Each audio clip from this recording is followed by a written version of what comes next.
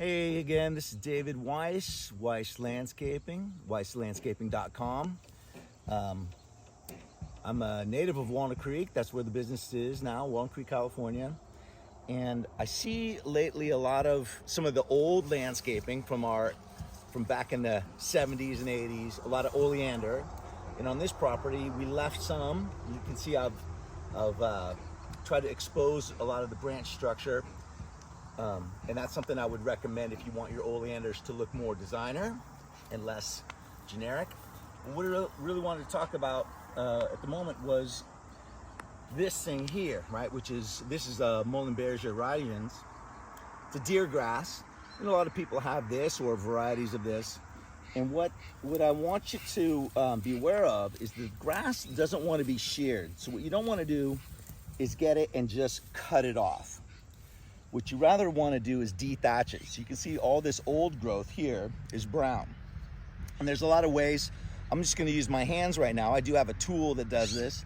But if you don't have a tool, this is a better technique, is to basically thin out the grass. You go around the bottom of it and you just pull. If it's a new grass, you may want to hold the root ball down if the roots aren't really established, because sometimes you have to tug pretty hard to get it out.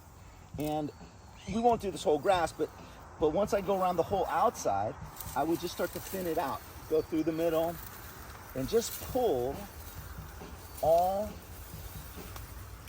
this brown stuff out. Now, you might think, well, this is still huge.